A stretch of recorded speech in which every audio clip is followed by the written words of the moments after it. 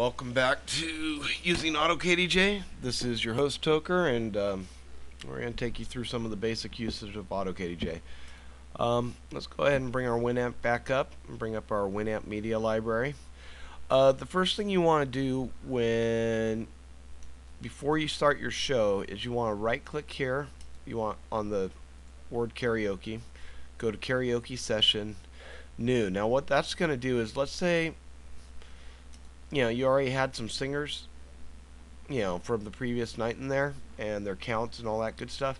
What this will do is it will clear all that stuff out for you. It'll clear out the playlist too. So that starts you off nice and fresh, and then you're pretty much ready to go. For entering in singers, it's pretty easy. It's pretty straightforward. You got your search box up here, and you just type in the singer's name. Double click the file, and it enqueues just like that. So there's two places you can see where it's enqueued at: your regular Winamp playlist, and then we also have a playlist view. And what the playlist view does is it tells you what position it's in the playlist, index 1, singer name, song title, how many times they've sung, and this is my first time singing Ghostbusters, what karaoke round it is, if it's active, how many minutes they have to wait till they actually get to sing, and the estimated time is now because it's singing now. Has the song been played? And yes, it's playing now. Is it locked? Locked I'm going to get into in a minute here. Tuning, tempo, and the time the song was entered. So let's go ahead and enter in a few more singers here. Let's do Zug Zug.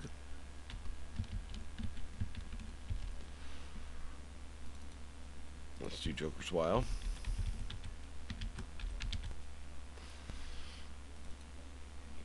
And if we look back here on our playlist, we got Zug Zug, Toker, Zug Zug, Joker's Wild. Toker, Zug Zug, Joker's Wild. And if we go to singer rotation, we can see this is going to be our singer rotation: Toker, Zug Zug, Joker's Wild. So let's say I'm a greedy son of a bitch, and I just decided I'm going to turn in 5 songs. Let's just try and shortcut this here.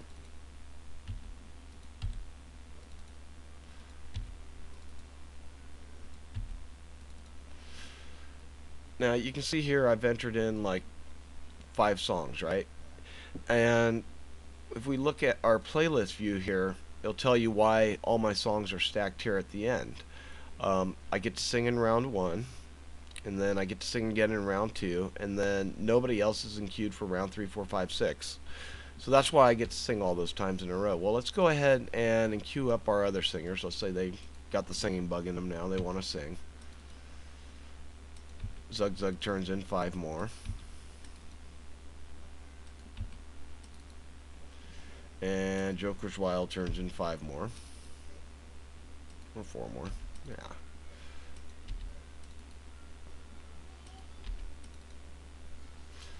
And I don't know if you are noticing the playlist on the left here, but if you look, autOKdj is automatically, like, I did 5 songs in a row for each singer, but what autOKdj did was it automatically arranged them in the playlist by rotation order. And our rotation order, if we look back here again, Toker, Zug Zug, Jokers, Toker, Zug Zug, Joker, all the way down. So let's go back here to our playlist view. Now right now we're in round 1, and I'm singing, and it's my first time singing. Let's go forward in time a bit. Alright, Zug Zug singing, Joker singing. Now we're back to me. And this is where I'm going to get into the meat of how some of our rotation logic works. Now earlier on the configure screen here, I was talking about new singers preferred in rotation. There's kind of a funny story behind this. When we first started writing autOKdj, you see our karaoke venue, it's owned by an elderly Japanese couple, the Umaharas. It's called 7 Bamboo. And we started using this software, and we like to us, we thought, oh, we had it down pat, we have it perfect, rotation's working. Well, then one night, Sayoko Yamahara comes up to me and she goes, Bobby! Bobby! I go, what, Sayoko? Bobby! People just get here! They have to wait 2 hours to sing! Not right! Put new singers first! I was like, oh, okay. And, like, for some of you in karaoke, you might think that, new singers always come in at the end of the rotation round, which right now we're on round 2, so a new singer should probably come in there, right? Well, let's say our rotation was like 15 people long. Somebody came in on that. Well, 15 people, you figure 3 minutes a song, that's a 45-minute wait time. And the reason you don't want your customers waiting that long is you want them to come in, get that first song in, and then feel satisfied and then sit down and start drinking. So what we did was we set this to 0, was we added the new singer preference. So let's go ahead and put in some new names here. Now what new singer preference does is if anybody's on their second or third time or fourth time or fifth time singing, they've already had their first time preference, so they don't qualify for another one. Let's put in some new singers here. Oh, that's my little girl. She's crying. She wants something. Sweetie, go watch Blue's Clues. Are you okay? Are you hurt? Do you have a poopy diaper? Anyways, she'll be okay. So we're going to put in some new singers here. We got Danny G. We got Bob. We got Frank. Let's say we got Jim. And we go and we look back over here at our playlist here. Our playlist view is probably going to describe it better. Now let me just kind of explain what's going on here. Okay, now all of our first time singers got placed starting at position 3. Now here's why this happened. We have this feature called dynamic cue lock, and what that does is it says if there's one song in the playlist, lock the first 2. So obviously there's more than one song in the playlist, so it locked these first 2 here, right? So all the new singers came in here. Now one thing you might be worried about is, well, what if 20 new singers come in? I don't want my folks that have been waiting a while, to have to wait more than that. So that's why we have the max wait time feature. That works in conjunction with new singer. That works in conjunction with the new singer preference. So it kind of evens things out. So if we look over here, we can see. Let's go forward in time a bit. Let's get past me here. And get past autOKdj, and we'll get on Danny's first song here. And let's actually fast forward time by 5 minutes. So I'm going to go down here to my Windows clock. And you can see our wait times here. Now, wait time starts after the singer's last song. It doesn't start... it's only relative to the last time they sung. So let's go over here, and we're going to change our system time. Let's just put it like 10 minutes in the future. Hit apply. Okay. Now, the one thing we want to look at here is locked. Now you can see all these guys are locked in because we hit refresh here. They've been waiting 11 minutes, so they're all locked in. And these are guys that are on their second and third time here. You can see our first time singers are still up there. So let's say somebody else new comes in. Let's see, who haven't we done yet? Let's do Frank. Or did we do Frank? Okay, let's do oh, I don't know, James. Okay, so we're going to queue up James here. Now, because we have max wait time on the playlist, notice where James gets put in. He doesn't get put in behind the rest of the first time singers because, like, here's our other first time singer. He doesn't get put in behind them at number 5 because Jokers, Toker, and Zug Zug, they've waited over 2 minutes between their last song, so James gets put in there. And what this will do is it'll kind of interleave a new singer, a first time round singer with a repeat singer, first time round singer with a repeat singer. Me, I like to keep mine set to 5, and that works great for me. So let's go ahead and let's see. That's pretty much basic usage for the song entry and the playlist screen. Now let's go on to some of our other views we have here. We have the song entry view.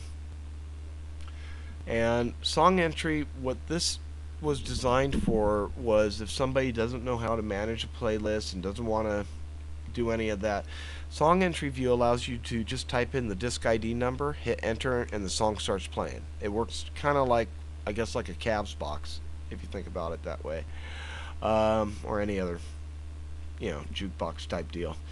Singer rotation, this shows the actual singer rotation by index when they came in during the night. We got number of songs in, songs entered, songs in queue. Tickets, that we're going to cover a little bit later. That's for the ticketing system in conjunction with the front end. Online karaoke. What online karaoke is it's a Winamp interface to the Tricerasoft store, so you can legally purchase karaoke content over the web. So let's see here. What you want to do is you want to refresh the online catalog, and this is going to take a minute or two. You have to give it a minute.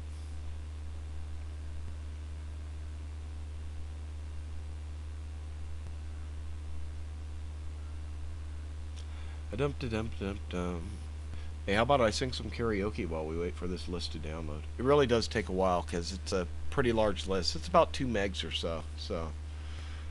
To dream the impossible. Okay, there we go. We go here to Tricerasoft, and everything from the Tricerasoft site is available through here. So let's see if we can search by Zoom. Yeah. You can see here genre Zoom. I don't know why he does it like that, but you can purchase a song simply by double clicking it, and I'll give Joe Blackie $2.49. Why not? What this is going to do is it's going to launch a web browser, and then it's going to take you to PayPal.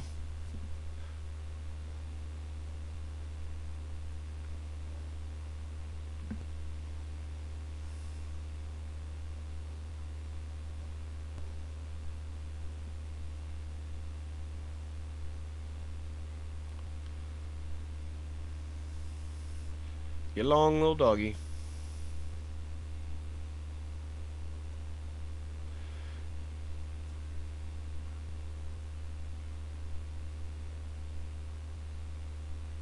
Okay, so it's starting to load up now.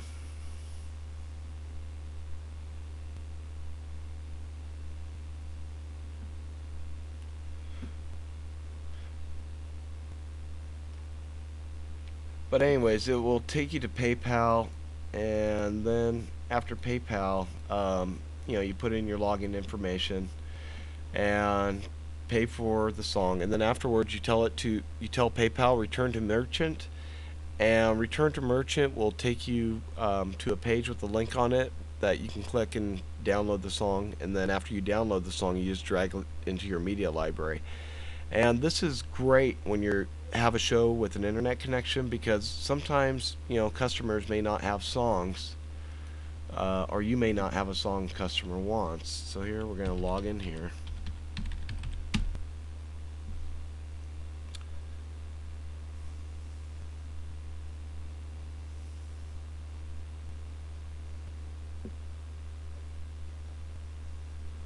We hit pay. Now, I gotta apologize in advance right now. We're still trying to work with our content providers on their back-end system, so this isn't quite as streamlined as it could be, but at least we're making an effort to, promote legal karaoke on the web versus, the other bad things that go on.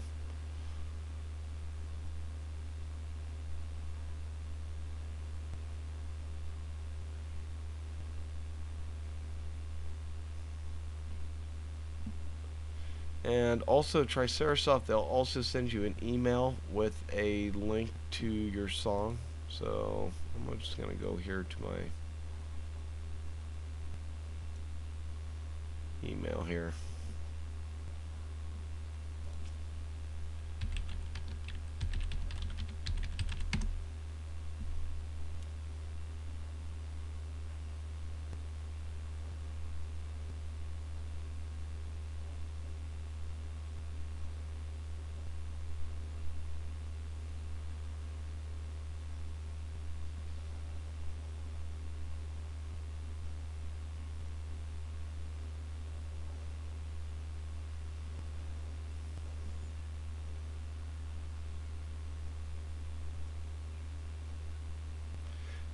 You know what, you guys? Oh, wait, here it comes. It's just taking a minute. Okay, so you see I got a few emails here from Tricerasoft. If I click in one of these emails here, it'll give me the link to the song, and then I just download it and import it into my media library. Simple as that. So let's just go ahead and minimize this. Get back here to autOKdj and all this good stuff. I'm going to conclude this lesson now. This is just some of the basic uses with autOKdj. Next lesson, we're going to cover some of the more advanced features of autOKdj, singer replacement and whatnot. So, yeah, look forward to seeing you guys there.